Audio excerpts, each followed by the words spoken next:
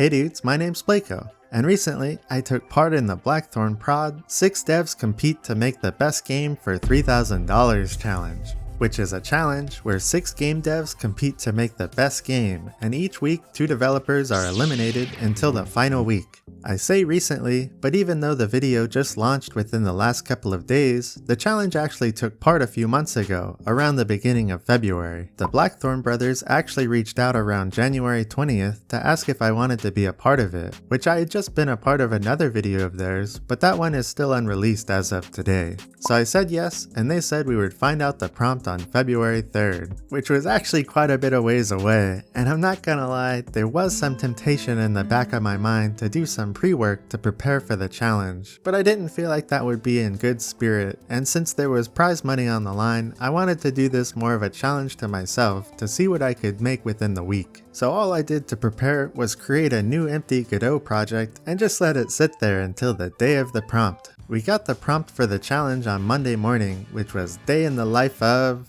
something. It's quite an open-ended prompt, so I honestly had no idea what to make, but since I do have a full-time job, I kinda let it stew for a bit until I got off work. Here's what I came up with and what I did for the first week of the challenge. Hey dudes, I thought about the theme and I decided my game would be themed around a day in the life of a spirit sower, which is essentially a farmer of spirits. The name of my game is Phantom Grove. The idea is that each day you venture beyond your keep to battle spirits, but instead of battling them yourself, you control friendly spirits to fight against evil spirits that have lost their way. When you defeat evil spirits, they revert into spirit seeds and you plant them to grow spirit plants. Once they are grown, you can harvest them into their spirit form, allowing you to control them. On day 1, I did a ton of art and animations for the main character. On day 2, I created a few spirits and got my character working in the game and a couple of decorations. Day 3, I added controller support and got my character running around and using the staff. Day 4, I implemented spirits, their movement, attacks, health bar, and navigation system. Day 5, I made spirit seeds, added dialogue, made a day-night system, and added 2 NPCs. The final day, I spiced up the world with this temple, built out a terrain along with textures, and created a full intro with control instructions. So here's what I have for this week. There's a small little intro scene, and you gain control of your first spirit. You can call the spirit, and it'll follow your staff beacon. With your spirit, you can leave the starting area and fight a few flame spirits, which drop spirit seeds when you defeat them. There's also a day-night cycle, since the idea is that you need to be back by midnight or else. There are a ton of things I want to add to the game. First of all, I need to implement growing spirit plants and harvesting, but I also want to do things like leveling up spirits, evolution, spicing up the battles, better spirit controls, and a ton of other stuff. Anyway, that's all the time I have. I submitted the game on Saturday evening, which was a little early because we had until Sunday morning, but one part of the challenge that isn't really brought up is that you have to make a devlog along with exporting your game entry, which those two things can take quite a while, and oftentimes you can run into problems when exporting your game, so I wanted to give myself enough time. Which was good because other people were having issues exporting their game, and from what I remember, one person even had to submit pretty late.